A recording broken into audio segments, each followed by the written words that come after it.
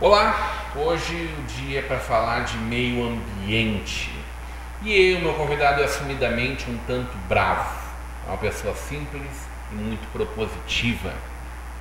Natural de Campo Bom, o filho do seu Evonir e da dona Lorita, é mestrando em tecnologia e processos industriais.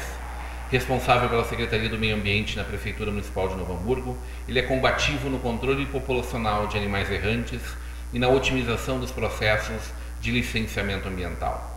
Hoje teremos uma conversa de peso com Eduardo Antônio Bonato da Rosa, o Bonato. Seja muito bem-vindo para essa conversa de peso, Bonato. Prazer te receber. Obrigado, é uma satisfação estar aqui. Esperamos ter uma boa conversa aqui, pelo menos um início de conversa. Bonato, que tema é esse que é o meio ambiente, que para onde tu puxa tem fogo, né? É bom que nós vamos falar de queimada, que isso não é uma grande realidade da nossa região. A gente parece que está erradicando aí essa forma de cultivo, né? de preparação do solo. Mas fora isso tem fogo não no sentido literal. Tem briga, tem pega, tem discussões calorosas, né? Se a gente fala do canil municipal, da questão dos animais errantes, do processo de licenciamento ambiental, da forma como hoje são controlados desde a poluição sonora, a poluição visual. Tudo isso sempre muita polêmica. Como é que é estar à frente dessa secretaria? Bom, primeiro tu não consegue ser monótono, né? Porque a cada instante, a cada pessoa que você atende ou cada representante de uma empresa, ele te traz uma problemática. Todos nós, seja aquele que tem um pequeno negócio, um grande negócio, ou que queira construir a sua casa, muitas vezes é um processo novo que está ali à frente. E a legislação ambiental, que digamos assim tem alguns marcos históricos ao longo do avanço legislativo, em 2010 ela teve um avanço muito grande em relação à lei dos resíduos sólidos, que é a 12.305. Teve outros marcos regulatórios do crime ambiental, lá em 98, 9.605, por aí vai. Por exemplo, se nós falarmos de meio ambiente, por exemplo, as pessoas que foram afetadas com a enchente, que é a nossa realidade hoje no Novo Hamburgo. Se pegarmos e vamos lá, nós temos teses para todos os tipos. Então, a 448 está afetando contingenciamento, o fluxo da água. Está afetando, Bonato? É possível que sim? É o que eu estou te falando, tem várias vértices e que colocam que o EIA-RIMA, mesmo estudado adequado, não atendeu às demandas, né? Colocam que, digamos, aquela interdição que houve da extração das areias no canal ao longo do Rio de Sinos, que ficou isso, ocasionou um assoreamento e, portanto, provocou a maior das enchentes de todos os tempos, né, em 2013.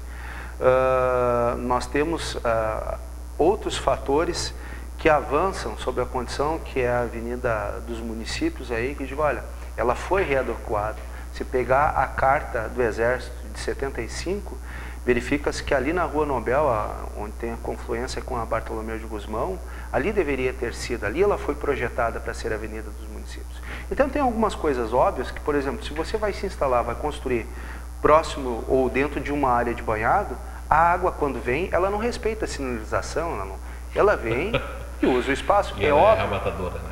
É óbvio que isso acontece. E aí eles vêm dizer, mas o meio ambiente não estudou, para que está aí o meio ambiente? Em frente à rodoviária nós temos um problema, né? Que ali também, a vinda do trem, mas nós temos um degrau no leito, né?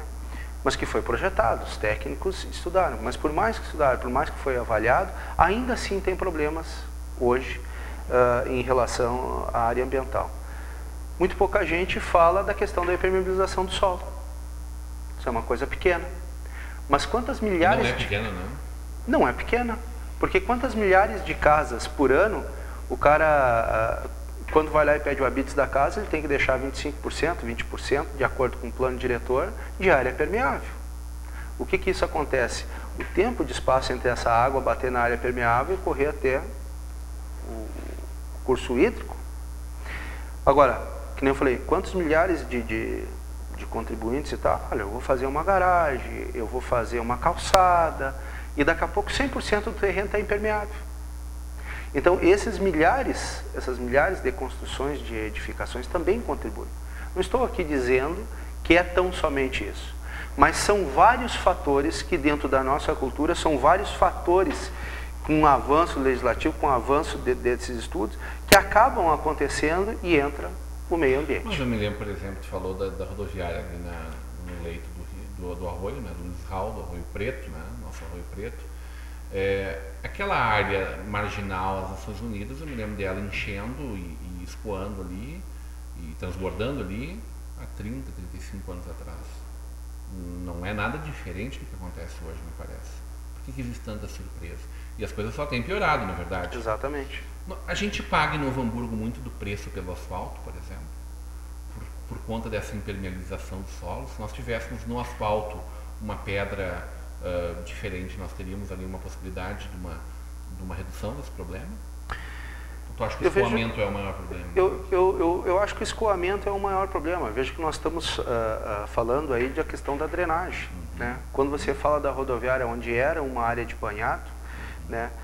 Nós temos uma condição ambiental. Quando nós temos essa vazão de dizer que é o que eu estou colocando, que é o tempo dessa água chegar até o arroio, e aí, digamos assim, por mais estudos que tenham, tu não tem como prever o ilícito, né?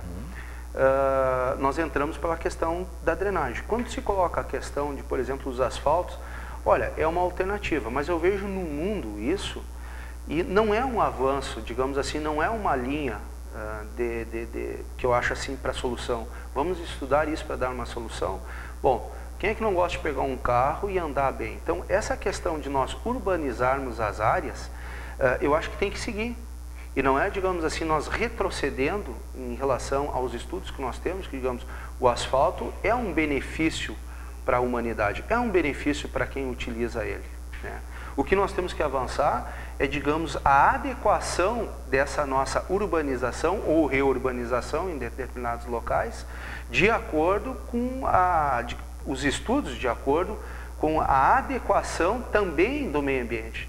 Por exemplo, nós podemos mitigar alguma figueira, de tirar ela dali, porque vai chegar o metrô, isso é uma condição que nós temos, é uma utilidade pública, é um interesse social.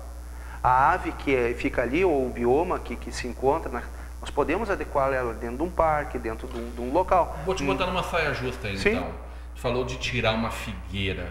Tem ambientalista que não aceita isso mesmo em bem de toda a coletividade. Qual é o limite entre aquilo que é coletivo e é mais importante do que essa individualidade daquela árvore ou daquele microsistema que está ali?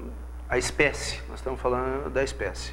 Quando eu digo remover, eu quero colocar aqui, deixar bem claro que é o transplante dela. A figueira pode ser transplantada. Toda ação humana, ela tem o seu impacto, seja positivo ou negativo. Então eu digo assim, o meio ambiente está para satisfazer as nossas necessidades ou nós para satisfazer a necessidade do meio ambiente? É óbvio que está para adequar para colocar isso. Então eu acho que todos os estudos que avançaram, e aí nós podemos colocar Novo Hamburgo em relação ao Estado, em relação ao país, em relação ao mundo, é o que se tem previsto, mitigação ou compensação. Uma figueira tem que ser transplantada. Ela vai ter um impacto? Tem, claro que tem. A ave que está ali daqui a pouco não vai também usar no determinado local que nós vamos transplantar. Agora, eu paro e penso, é interessante isso ou o metrô, a vinda do metrô não facilita muito a vida das pessoas, não diminui a emissão de gás carbônico? Então essa questão, para mim, é mais ou menos uma conta de mais e menos. Tem um impacto? Óbvio que tem. É negativo? Bom, depende do teu ponto de vista. O saldo foi extremamente positivo. E quando fala em meio ambiente, fala-se também em diferentes modais de transporte, né? Exato. A gente explora muito pouco as alternativas que existem ainda. Tu sonha em ver uma Novo Hamburgo com modais que sejam menos poluentes, que sejam menos invasivos no nosso ambiente? Eu acho que sim, tem tecnologia, só que se tu me disser, ela é aplicável? Não. Por quê? Economicamente é inviável, né? Então, nós colocar, por que não nós fomentarmos alguma questão para nós termos carros elétricos aqui? Bom, é uma demanda que não compete ao município discutir isso. Penso eu que deveria de ter uma inserção, uma motivação para que isso acontecesse, né? Agora vamos falar de alguma coisa que é de competência do município em relação à utilização. Nosso resíduo vai parar onde? Num aterro. E aí alguém vai dizer assim, mas por que não transforma isso em energia elétrica? Por que não, né? Várias tecnologias. Veja que eu fiquei praticamente 20 meses estudando isso, e não é ao acaso que eu continuo estudando, fazendo um mestrado dentro dessa condição. E qual é a conta que nós temos que fazer? Bom, eu tenho um aterro em Novo Hamburgo, eu gasto com isso para colocá-lo lá. Agora, qual é a tecnologia que eu tenho que aplicar para mim abstrair a energia e transformá-la? Ela compensa esse custo? Porque vamos lá. Para mim aplicar uma tecnologia, eu tenho que fazer o cálculo de quanto dinheiro público eu vou dispor. Talvez a conta seja deixar parado lá uns 100 anos mesmo. Nesse momento, o que nós temos melhor é o que estamos fazendo. Porque várias empresas vieram com a proposta de algumas tecnologias viáveis. Agora, teve empresas também que vieram apresentar, existe tecnologia para queimar o resíduo orgânico, que é o nosso maior problema, que chega na casa de 57%, porque dentro dessa gestão nós fizemos a gravimetria do nosso resíduo. Saber o que nós temos, de qual parte cada bairro tem. Esse estudo nós fizemos. Esse é um trabalho feito na tua gestão agora, isso, prefeito Luiz. Isso, foi um convênio contratado com a Universidade Federal do Rio Grande do Sul, a URGS, né? E esses dados nós temos, foram divulgados. Bom, uma empresa que vem aqui e me apresenta, olha, eu vou eliminar 57% do resíduo orgânico, que é onde tem a maior tonelagem, o maior volume de resíduos. Eu vou fazer uma pergunta básica. Você já viu queimar água e conseguir tirar dinheiro disso ainda? Não é possível. Eu vou conseguir tirar a energia, mas a custo de quanto dinheiro público? Então não se aplica. Essa conta, esse tipo de visão que nós temos que ter, eu não posso me envaidecer de dizer, bom, a primeira usina dentro do estado ou do país que vai fazer isso. Agora, só falta a segunda parte, quer dizer, a custa do dinheiro público, do qual talvez eu tenha a irresponsabilidade de fazer. O que te levou para o meio ambiente, Bonato? Desde quando esse assunto permeou a tua mente? Na realidade, houve uma oportunidade, eu fiz pela Secretaria de Segurança, eles fazem aqueles cursos online. Eu estava na Guarda Municipal, minha lotação, que eu inseri dentro da Prefeitura desde 92, foi como Guarda Municipal.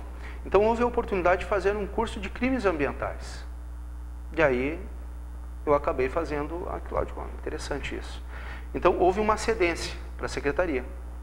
E a partir dali, tu acaba agindo com o teu poder de polícia administrativo, que é incumbido dentro da Secretaria de Meio Ambiente, que tem o CISNAM, que é todo o órgão, né? Assim como tem a área da segurança. E aí tu começa a ver que, digamos, tu é um diferencial e tu lida com coisas da vida. Eu acho que nós todos temos um pouquinho disso, né? Seja aquela questão de escrever um livro, plantar uma árvore, né? Deixar alguma coisa nessa vida. Talvez tenha sido isso, tenha mexido com o meu princípio. Uma resposta bem objetiva. No decorrer da vida eu caí dentro da Secretaria do Meio Ambiente e gostei disso. E a partir dali fui fazer uma faculdade em gestão, agora estou dentro de um mestrado dentro da área também, para conseguir talvez contribuir um grão de areia que seja nessa gestão aí para melhorar. Vamos continuar falando dessas paixões, né, que movimentam paixões de ambos os lados, desde aí da poluição sonora até a poluição visual, até essa questão dos resíduos que a gente deixa em larga escala, que a gente enxerga aquele monte de lixo. Isso logo depois do nosso intervalo, hoje com o secretário do Meio Ambiente de Novo Hamburgo, Bonato.